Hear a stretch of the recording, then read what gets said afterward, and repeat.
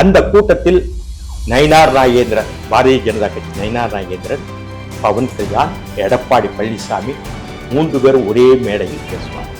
ஒரு மெசேஜ் ஈஸியா நினைச்சல ஸ்டாலின்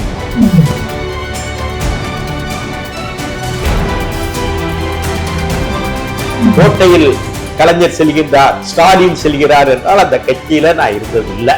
ஏன் சார், என்ன காரணம்? அது எனக்கு தெரியல.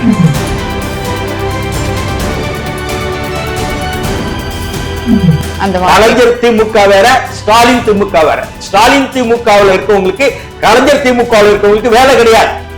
அதிமுகவில் அம்மா ஆத்தா எங்க தெய்வமே மகமாயியே நேற்று ஏடிஎம் சொல்லி வந்திருப்பாங்க இல்லையா, அவங்கதான் ஸ்டாலின். ஸ்டாலின் வந்து காலையில இருந்து நியூஸ் பேப்பர் படிக்கிறாரான்னு எனக்கு தெரியல. நியூஸ் பேப்பர் படிக்கிறாரா? தகுதியே தடை என்ற ஒரு வார்த்தையை நான் தான் சொல்லுவேன். தமிழ்நாட்டு அரசியல் தகுதியானவர்கள் திமுகவுடன் இருக்க முடியாது. பாலிடிக்ஸ் நேயர்களுக்கு வணக்கம். நான் நிவேதிதா சந்திரசேகர். இன்னைக்கு நம்மளோட கேள்விகள் 1000 நிகழ்ச்சியில நம்ம கூட சிறப்பு விருந்தினரா இணைஞ்சிருக்கிறவரு மூத்த அரசியலாளர் திரு KS ராதாகிருஷ்ணன் அவர்கள். நிறைய கேள்விகள் அவர்கிட்ட கேட்க போறோம். அதுக்கான பதில்களை அவர் நம்ம கிட்ட சொல்ல போறாரு. அவரை நிகழ்ச்சிக்கு வரவேற்கலாம். வணக்கம் சார். வணக்கம். எப்படி இருக்கீங்க சார்? ஒரு பக்கம் திமுக இந்த மாதிரியான ஆட்சி நடந்துகிட்டு இருக்கு, இன்னொரு பக்கம் இன்னையில இருந்து அதிமுக அவங்களுடைய சுற்றுப்பயணம், எடப்பாடி அவருடைய சுற்றுப்பயணத்தை ஆரம்பிச்சிருக்காரு. மாற்றத்தை கொண்டு வரணும் அப்படின்னு சொல்லிட்டு மாற்றம் ஏற்படுறதுக்கு வாய்ப்புகள் இருக்கா? நிச்சயமாக இருக்கின்றது. இன்றைக்கு எடப்பாடி பழனிசாமி தன்னுடைய யாத்திரையை துவக்கியுள்ளார். அதுக்காக ட்வீட் இன்னைக்கு காலைல போட்டிருக்கேன். அவரே என்கிட்ட நல்ல ட்வீட் நல்லா இருக்கு, என் ட்வீட்டை நீங்க படிச்சு பார்த்தா தெரியும், அதை கம்பேர் பண்ணி போட்டிருக்கேன்.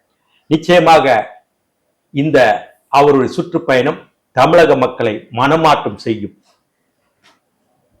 கேட்டுக்கிடுங்க, ஜெயலலிதா இருந்தபோது அதிமுக ஓட்டு சதவீதம் எவ்வளவு சொல்லுங்க? 34 to 38. சரி, 38 வேண்டாம், 32 போடுங்க. எடப்பாடி பழனிசாமிக்கு 32. அவரோடு சார்ந்துள்ள பாரதிய ஜனதா கட்சி கூட்டணி அண்ணாமலை இருக்கும் பொழுது 12-11% வாங்கினாங்க. அதுல ஒரு 8% போடுங்க. நான் முழுவதும் சொல்ல 32 + 8 அவ்வளவு ஆச்சு. 40 டாக்டர் கிருஷ்ணசாமி புதிய தமிழகம் இருக்காருலே, 1% இருப்பா. நான் ரொம்ப கம்மியா தான் போறேன், 41. நிச்சயமாக அன்புமணி தலைமையில் உள்ள பாட்டாளி மக்கள் வெற்றி இந்த கூட்டணியில் வருகிறது. அவங்களுக்கு 2% இருக்குமா? எவ்வளவு ஆச்சு? 41, 2, 43. அடுத்து என்னுடைய திட்டம் இருக்கின்றது. தமிழ்நாட்டில் தெலுங்கு பேசுகிற மக்களுடைய வாக்கு சதவீதம் 20%. பல்வேறு ஜாதிகள் உண்மை. இந்த வாக்கு சதவீதம் சிறுபான்மை மதமான கிறித்துவம், இஸ்லாம் மதத்தை விட அதிகமானது. அவங்க 10% தான். நான் கொஞ்சம் கவனிச்சு வாங்க. அந்த 10% என்னுடைய அருமை சகோதரர் பவன் கல்யாணை அழைத்து கொண்டு வந்து இப்ப 3 நிகழ்ச்சி நான் தான் நடத்துறேன். அடுத்து அதை டிண்ட் பண்ணுவோம். 20% தெலுங்கர்கள் ஓட்டு திமுகவுக்கு போகுதே, அதுல எங்களுக்கு 8% வந்தா போதும்.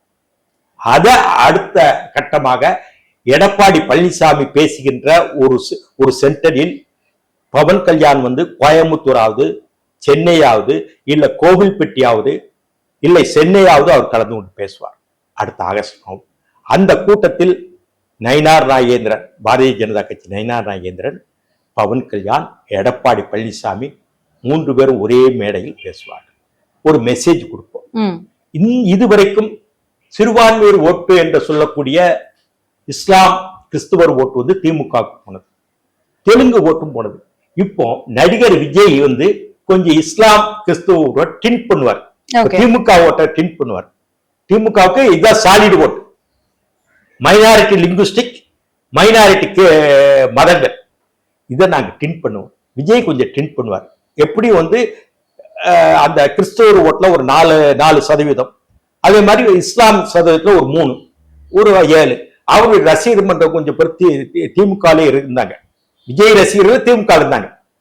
உங்களுக்கு அஜித்தை பிடிக்காது, அஜித்தை பிடிக்காத திமுக இருந்தா. இதை மைக்ரோவா பார்க்கணும், ரொம்ப முன்னேறி.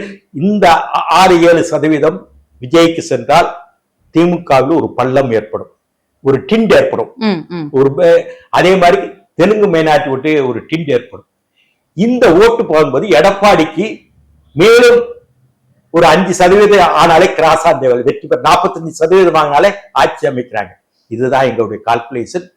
என்னை ஈஸியா நினைச்சல Stalin. I taken to UNO, UNHRC, British parliament, mother பார்லிமெண்ட்ல பேச வச்ச நான். என்னை எளிதா நினைச்சல மிஸ்டர் ஸ்டாலின். உங்க குடும்பம் என்னை எளிதா நினைச்சது இல்ல. நாங்க செய்யறது செய்வோம். ஓகே சார், இப்ப இருக்கக்கூடிய ஆட்சி அத பத்தின கேள்விதான் எனக்கு. திமுக ஆட்சி. சோ திமுக ஆட்சி அப்படின்னு சொல்லும் போது நீங்க ரொம்ப வருஷமா அரசியல்ல இருந்திருக்கீங்க, இப்போ நிறைய விஷயங்களை பார்த்துக்கிட்டு இருக்கீங்க. உங்களுடைய பார்வையில இருந்து சொல்லுங்களேன், இப்ப இருக்கக்கூடிய திமுக ஆட்சி. நான் திமுக எதிர்கட்சியாக இருக்கும்போது திமுகவில் இருப்பேன். ஆளுங்கட்சியா இருக்கும்போது திமுகல என்னையால இருக்க முடியாது. நான் இருந்த காலங்கள்ல நீங்க எடுத்து பார்த்தா என்னுடைய வெப்சைட்ல தெரியும். அப்பப்போ திமுகவை கலைஞர் கைது, ஊழல் குற்றச்சாட்டு, ஸ்டாலின் கைது, நள்ளிரவு கைது, அப்பமெல்லாம் நான் இருப்பேன். ஆளுங்கட்சியாக ஆயிட்டாங்க, கோட்டையில் கலைஞர் செல்கின்றார், ஸ்டாலின் செல்கிறார் என்றால் அந்த கட்சியில நான் இருந்தது இல்ல. ஏன் சார், என்ன காரணம்? அது எனக்கு தெரியல. அதே தகுதியே தடைம்ப. கலைஞரை பொறுத்தவரை 1979 இருந்து என்னோட நல்ல பழக்கம். ராதா என்று அன்னையில என்னைக்கு அழைச்சாரோ 79 அன்னையில இருந்து அவர் கடைசி காலம் வரைக்கும் அவருடைய இருந்தேன். அவர் ஒரு தடவை என்கிட்ட சொன்னாரு, அப்பா உங்ககிட்ட கடன் பட்டிருக்கேன், நான் போறதுக்குள்ள அந்த கடனை கொடுத்துட்டு போவேன் அண்ணாரு. அதோடைய அர்த்தம் என்னன்னா, உனக்கு செய்ய வேண்டிய விஷயங்களை நான் செய்யல, நான் போறதுக்குள்ள செஞ்சு கொடுத்துட்டு போவோம் பாட்டேன். இது யாருக்காவது கலைஞர் சொல்லியிருப்பாரா? நாங்கெல்லாம் அப்படி வந்த ஆட்கள் கலைஞரோட. இன்னைக்கு இருக்கிறவங்களுக்கு அந்த பழைய அலுவலகம் தெரியாது. குறிப்பிட்டு பார்த்தா அப்படி வெறும் 10-15 பேர் தான் இருப்பாங்க. நான் அறிமுகம் ஆகும் போது அவருக்கு நெருக்கமாக இருந்தவர் துரைமுருகன் இன்னைக்கு இருக்காரு. அப்போ அவர் மாணவரணி செயலாளர். துரைமுருகன் மாணவரணி செயலாளர். திருத்துறைப்பூண்டியை சேர்ந்த கல்யாண சுந்தரம் இன்னைக்கு உயிரோடு இருக்கிறார், திருத்துறைப்பூண்டிய. அதே மாதிரி ஸ்டாலின் அவருடைய புதல்வர், கனிமொழி அவங்க புதல்வி. இவங்களைத்தான் அன்னைக்கு தெரிஞ்ச ஆட்களா இருப்பாங்க. இப்போ பொன்முத்துராமலிங்க இருக்கிறாரு, கோயம்புத்தூர் பொள்ளாச்சி கண்ணப்பன் இருக்காரு, வைகோபாலசாமி இன்னைக்கு வைகோன். இவங்கதான் அன்னைக்கு அறிமுகமான ஆட்கள் இன்னைக்கு இருக்கிறாங்க. விரும்பி தலைவர்னு ஏற்றுக்கொண்ட வைகோ அவர் மெய்காப்பல ஸ்டாலினுக்கு இருக்கிறாரு. கலைஞர் திமுக வேற, ஸ்டாலின் திமுக வேற. ஸ்டாலின் திமுகவில் இருக்கவங்களுக்கு கலைஞர் திமுகவில் இருக்கவங்களுக்கு வேலை கிடையாது. அதிமுகவில் அம்மா ஆத்தா எங்க தெய்வமே மகமாயே நேற்று ஏடிஎம் சொல்லி வந்திருப்பாங்க இல்லையா, அவங்கதான் ஸ்டாலின். சமூக நீதி, அண்ணாவின் கொள்கைகள், மாநில சுயாட்சி கொள்கைகள் இருக்குல்ல. 1 மணி நேரம் மேடையில இப்ப நான் பேசலாம். அந்த 1 மணி நேரம் மேடையில பேசுறவங்களுக்கு அங்க வேலை கிடையாது. அடிமையாக, அதிமுகவுக்கு அடிமையாக என்று சொன்னார்களே, இந்த கார் வந்தா டயரை பார்த்து கும்பிடுவாங்கன்னு சொன்னாங்களே, அது மாதிரி ஆட்கள் இன்றைக்கு ஸ்டாலினுக்கு தேவை. அவர் வைத்துக் கொள்கிறார், அவர் நல்லா சீரும் சிறப்புமாக இருக்கட்டும், அதை பற்றி எங்களுக்கு கவலை இல்லை. சோ இந்த மாதிரி ஒரு அரசியல் அமைப்பு அப்படிங்கும் போது அமைச்சர்கள் எல்லாருமே வீட்டு பணிவிடைகள் செய்யற மாதிரி தான் இருக்கு அமைச்சரவை. அப்படிங்கும் போது ஸ்டாலினுக்கு அரசியல் தெரியல, அவருக்கு அரசியல் தெரியல, அவரை சுத்தி இருக்கவங்க எல்லாரும் அரசியல் பண்றாங்க அப்படிங்கிற ஒரு விஷயம். யாரும் அரசியல் பண்ணுங்க. ஸ்டாலின் காலையில இருந்து நியூஸ் பேப்பர் படிக்கிறாரான்னு எனக்கு தெரியலங்க. நியூஸ் பேப்பர் படிக்கிறாரா? அன்னைக்கு வாராந்தர இதழ்கள், அதாவது நான் சொல்றேன் திமுகவுக்கு எதிராக பேசக்கூடிய இதழ்கள் என்று சொல்லக்கூடிய துக்ளக், ஜூனியர் விடன், இது மாதிரி இதழ்கள், வாராந்திர இதழ் படிக்கிறாரா? கலைஞர் எனக்கு 6 மணிக்கு போன் பண்ணுவார். முதல் கால் அடிச்சானா எனக்கு எழுப்பேன். நான் தூங்குறது 6:30 தான் எந்திரிப்பேன். நைட் எல்லாம் படிப்பேன். எனக்கு பேப்பர் நீ செய்தித்தாள்கள் அவ்வளவு செய்தித்தாள், நீங்க கீழே பார்த்தது அவ்வளவு செய்தித்தாள் வரும். தமிழ்ல எல்லா செய்தித்தாள்களும் வாங்கிடுவேன், தமிழும் ஆங்கிலமும். ஆங்கிலத்தை Hindu, Times of India, Economic Times, Mint, Deccan Chronicle, Indian Express, அதுபோல் தமிழ்ல வரப்ப அவ்வளவு பேப்பர் நான் படிச்சிருக்கேன். தலையங்கம் படிச்சு ஒரு 1 மணி நேரத்துக்கு எல்லாம் எனக்கு அதுக்கு பிறகு 6 மணிக்கு கூப்பிடுவாரு, எப்பா ஹிந்துல இந்த தலையங்க வந்திருக்கு, அது என்னன்னு பாரு அம்பார். அப்படி நான் திமுக இருந்தவன். போதுமா? இதுவே எனக்கு தகுதி. தகுதியே தடை என்ற ஒரு வார்த்தையை நான் தான் சொல்லுவேன். தமிழ்நாட்டு அரசியல தகுதியானவர்கள் திமுகவில் இன்றைக்கு இருக்க முடியாது. அதே மாதிரி இன்னொரு விஷயம் சார், இப்ப நீங்க சொன்ன மாதிரி மேடைகள்ல என்ன பேசணும், எப்படி பேசணும் அப்படிங்கிறதுக்கு ஒரு டெக்கோரம் இருக்கு இல்லையா? இப்ப இருக்கக்கூடிய அமைச்சரவையில அமைச்சர்கள் அவங்களுடைய இஷ்டத்துக்கு பேசுறாங்க அப்படிங்கிற ஒரு குற்றச்சாட்டும் வைக்கப்படுது. அதாவது தராதரம் இல்லாத வார்த்தைகளை உபயோகிக்கிறாங்க அப்படின்னு உங்களுடைய பார்வையில இருந்து சொல்லுங்களேன். அண்ணா காலத்தில் திராவிட முன்னேற்ற கழகத்தை துவக்கும் பொழுது திமுக மேடைகள் மாலை நேர கூட்டங்கள், மாலை நேர கல்லூரிகள் என்பார்கள். ரோம சாம்ராஜ்யத்தை பற்றி பேசுவார்கள், ஏதென்ஸை பற்றி பேசுவார்கள், நகர அரசுகளை பற்றி பேசுவார்கள், சரிந்த சாம்ராஜ்யங்கள் என்று பீட்டர் த கிரேட்டை பற்றி பேசுவார்கள். அப்படி பேசியவர்கள் நாவலர் நெடுஞ்செழியன், அண்ணா, கலைஞர், சிபி சிற்றரசு, அரங்கண்ணல், இப்படி ஒரு பட்டியலே இருந்தது. அப்படி ஒரு நீண்ட பட்டியல் 10-20 பேரை நம்ம சொல்லலாம். இன்றைக்கு யார் இருக்கின்றார்கள்? கிரேக்கம் எங்க இருக்குன்னு தெரியுமா? கிரேக்கத்தில் தான் ஜனநாயகம் வந்தது, ஏதென்ஸ் நகர அரசில் தான் ஜனநாயகம் வந்தது என்று சிற்றரசு பேசுவார். குடியரசு இத்தாலியிலிருந்து வந்தது, குடியரசு வேற ஜனநாயகம் வேற, ஜனநாயக அமைப்புல. இன்று மாலை நேர கல்லூரி மாதிரி இன்னைக்கு யாரா பேசுறாங்களா? ஏடா போடா வாடான்னு தான் அந்த பிரயோகம் தான் இருக்கு. இது என்ன அரசியல்? நான் சொல்றேங்க, இதை விட்டுங்க. தமிழ்நாட்டுல ஒரு தலைவர், நல்ல தலைவர் நீங்க சொல்லுங்க. நீங்க ஒரு டிவி நெறியாளர் நான் கேட்கல, நீங்க ஒரு சாதாரண பிரஜை, தமிழ்நாட்டு பிரஜை, ஒரு தலைவர், நல்ல தலைவர்னு யாரோ சொல்லுங்க. யாராவது ஒரு தலைமையை ஏத்துக்கலாம்னு நீங்க சொல்லுங்க. நான் உங்ககிட்ட சொல்றேன், ஒரு விவாதம் நடத்தலாம். இந்த தலைவர் தகுதியான தலைவர், இவரோடு இருக்கலாம். நேர்மையான தலைவர், அண்ணா மாதிரி ஒரு நேர்மையான தலைவர், பெருந்தலைவர் காமராஜர் மாதிரி, முன்னாள் ஓமந்தூர் ராமசாமி ரெட்டியார் மாதிரி ஒரு நல்ல தலைவர், குமாரசாமி ராஜா மாதிரி ஒரு நல்ல தலைவர், ராஜாஜி கூட நல்ல தலைவர், அந்த யாராவது ஒருத்தர் சொல்லுங்க. அந்த மாதிரி யாரும் அண்ணா வரைக்கும் இருந்த தலைவர் ஊழல் குற்றச்சாட்டு கிடையாது. ராஜாஜி குள்ளுகப்பட்டதும்பாங்க, ஆனால் நேர்மையானவர். அப்படிப்பட்ட தலைவர்கள் தமிழ்நாட்டில் இருந்தாங்க. நாற்காலியை அலங்கரிச்சாங்க. முதலமைச்சர் நாற்காலிய முதல் முதலமைச்சர் அன்னைக்கு பிரிமியருமாங்க, பிரதமருமாங்க ஓமந்தூர் ராமசாமி ரெட்டியார், பெரிய பணக்காரர் திண்டிவனத்தில். தன்னுடைய மகன் சாவுக்கே அவர் போக முடியல. அன்னைக்கு கேபினெட் மீட்டிங் அடக்கம் பண்ணிருக்க, நான் கேபினெட் மீட்டிங் கூட்டிட்டேன். ரெண்டாவது எலிசபெத் ராணி தமிழ்நாட்டுக்கு வர்றாங்க, முதல்ல வர்றாங்க. அவர் கூவங் ஹவுஸில் தங்கி இருக்கிறார். இந்த ஓமந்தூர் மருத்துவமனை இருக்கு இல்லையா, கூவங் ஹவுஸ், அது ஸ்பீக்கர்களுக்கு கொடுப்பாங்க, முன்னாள் முதலமைச்சர்.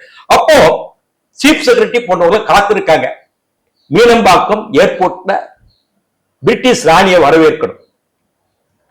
இவங்க வெளியே உட்கார்ந்து இருக்காங்க. இவரு ட்ரெஸ் பண்ணிட்டு ஜிப்பா, கசங்கின டிப்பாவும் கசங்கின வேஷ்டியோட வர்றாரு. ஐயா, நீங்க கோட்டு இந்த பாரு, நான் விவசாயி, கிராமத்துக்காரன், நான் விவசாயிகளுக்காக முதல் வர்றேன், சாதாரண ஏழை ஜனங்களுக்காக. இந்த நம்ம நாட்டுடைய அடாலாம் இதான். இதை ஏத்துக்கிட்டு நான் மாலை கொடுத்தா பிரிட்டிஷ் ராணிய நான் வாரேன், இல்ல நீங்க போய் வரவேற்றுக்கு வாங்கன்னு சொன்ன யாருக்காவது வருமா? அந்த ஆளை பத்தி யாருக்கா தெரியுமா? ஓமந்தூர் ராமசாமி ரெட்டியார் தமிழ்நாட்டினுடைய பிரதமர், சென்னை ராஜதானியின் பிரதமராக இருந்தார், பிரிமியராக இருந்தா யாருக்கா தெரியுமா? இன்னைக்குள்ள இளைஞர்கள் படிச்சிருக்காங்களா? குமாரசாமி ராஜா ராஜபாளையத்தில் தன்னுடைய 2 பக்கம் தெருவில் உள்ள சொத்துக்களை அத்தனையும் மக்களுக்கு கொடுத்தாரு. அவர் 2வது முதலமைச்சர், ஒடிசா கவர்னர். 3வது ராஜகோபாலாச்சார் ராஜாஜி, 4வது காமராஜர், அது பேரும் பக்தவச்சலம், அது பேரும் அண்ணா. இப்படிப்பட்ட முதல்வரை கொண்ட நாடு நம்ம தமிழ்நாடு. நம்முடைய கலாச்சாரம், நம்முடைய பாரம்பரியம், ஒரு ரிச் லிட்ரேச்சர், இவ்வளவு கொண்ட நாட்டுல இன்னைக்கு ஒரு தலைவர், நான் யாரையும் சொல்லல, குறை சொல்ல, ஒரு தலைவர், அழுக்குப்படியாத தலைவர் ஒருத்தர் இருக்காருன்னு சொல்ல. நல்ல கண்ணு 101 ஆயிப்போச்சு, நெடுமாறனுக்கு 90 ஆயிப்போச்சு. இவங்கதான் மூத்த தலைவர்கள். சொல்லுங்க, நீங்க உங்க பொறுப்புல நான் நீங்க பதில் சொல்ல முடியாது. நீங்க ஒரு நிறுவனத்தில் இருக்கீங்க. இந்த தமிழ்நாட்டில் என்ன செய்ய முடியும்? கலைகளும் சேர்களும் இருக்கின்ற பூமியில் என்ன செய்ய முடியும்? குன்றக்குடி அடிகளார் சொல்வார், இந்த அடிகளார் அவர் ரொம்ப மறைஞ்சிட்டாரு, ஒரு 10-20 வருஷம். நான் போனா தம்பி சாமியை நான் கும்பிடுவேன். தம்பி, என்ன ஜனநாயகம் நம்ம நாட்டில் இருக்குது? நம்ம நாட்டில் ஜனநாயகம் என்ற தேர் சகதியிலும் சேரிலும் மங்கி போய் இருக்கின்றது. அந்த சேரில் இருந்து இந்த ஜனநாயகத்தை மீட்டிக் கொண்டு வந்து அந்த கால்களை கழுவி அதுக்கு பிறகுதான் வடம் இழுக்க முடியும். வடம் இழுக்க வேண்டிய தேரே சாக்கடைக்குள் இருக்கின்றது. அதை இழுத்து சமதளத்தை கொண்டு வந்து அதை கழுவி சுத்தப்படுத்தி அதுக்கு பிறகுதான் நம்ம வடம் இழுக்க முடியும். நம்ம ஜனநாயகம் அங்கெல்லாம் இருக்கு, என்ன செய்ய முடியும்? ஓட்டுக்கு காசு. ஓட்டு என்பது கற்புக்கு நிகரானது, கற்புக்கு நிகரானது. அந்த ஓட்டை நம்ம விற்கிறோம்னா என்ன அர்த்தங்க? ஓட்டுக்கு 500 ரூபாய் கொடுக்குறாங்க. ஓட்டுக்கு 500 ரூபாய் கொடுத்தா 5 வருஷம் உங்க தேவை பூர்த்தி ஆகிருதா? அந்த ஒரு நாள் கூட அது காணாது. ஓட்டு போடுற அன்றை கூட அந்த 500 ரூபாய் ஓட்டை விற்கிறீங்க, அந்த ஒரு நாளைக்கே சரியா போகாது. ஒரு தடவை ஹோட்டல போய் 2 பேர் சாப்பிட்டாலே 500 ரூபாய். இப்படி மக்கள் இருக்கின்றார்கள். இந்த மக்கள் மத்தியில் ஒரு நேர்மையான தலைவர் தமிழ்நாட்டில், இவர்தான் நேர்மையான தலைவர், இவரும் பங்கேற்போம் என்று சொல்லக்கூடிய அளவர் ஒரு தலைவரை சொல்லுங்கள். அதை நம்பி வைகோ என்ற மனிதன் வந்தார், எனக்கு வேண்டப்பட்டவர், அவரை நம்பணும். பொது வாழ்க்கையில் தூய்மை, லட்சியத்தில் உறுதி என்று வந்தார். சரி, வருகிறார் ஒரு இளைஞர், அப்போது அவருக்கு 40 வயசு, வருகின்றார். ஒரு மாற்று அரசியலை கொண்டு வருவோம், தமிழ்நாட்டில் ஊழல் நிறைந்து விட்டது என்று அவரை நாங்கள் தூக்கி சீராட்டினோம். எங்கள் காலங்கள் முடிந்தன.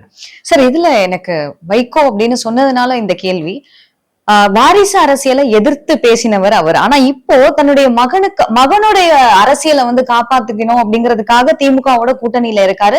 கிட்டத்தட்ட 12 சீட்டுகள் வேணும் அப்படின்னு கேட்டிருக்காராம் வரக்கூடிய எலெக்ஷன்ல. இத பத்தி நீங்க என்ன நினைக்கிறீங்க? நான் சொல்றேன், 5 பேர் தீக்குளித்தாங்க. எதுக்கு தீக்குளிச்சாங்க?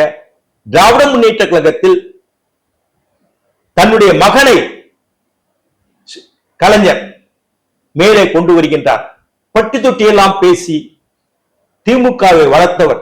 ஈழத்தமிழர் பிரச்சனை, தமிழ்நாட்டு உரிமைகள் என எல்லா இடங்களிலும் போய் பிரச்சாரம் செய்து நாடாளுமன்றத்தில் திமுகவின் குரலை ஒலித்து டெல்லியில் யமுனை கரையில் இப்படி செய்த மனிதருக்கு ஒரு வாய்ப்பு, ஒரு தலைமை பொறுப்பு கலைஞருக்கு அடுத்து அவருக்கு தான் இருக்கும் என்று ஒரு பார்வை தொண்டர் மத்தியில் இருந்தது. அதே போல மாநாட்டு மேடைகளிலும் அவரை பேசுவது மாலை நேரங்கள் பேச விட மாட்டாங்க. ஒரு 6 மணிக்கு பிறகுதான் பேசுவாங்க. அவரை மதிய உணவுக்கு முடியும்ல மாநாடு, கோவை மாநாட்டுல 1:30 மணிக்கு உணவுக்கு மாநாட்டை ஒத்தி வைக்க நேரத்தில் பேச வச்சாங்க. இளைஞர்கள் அப்படி இருந்தும் 1:30 மணிக்கு அவர் பேச்சு கேட்டுவிட்டு தான் போனார்கள்.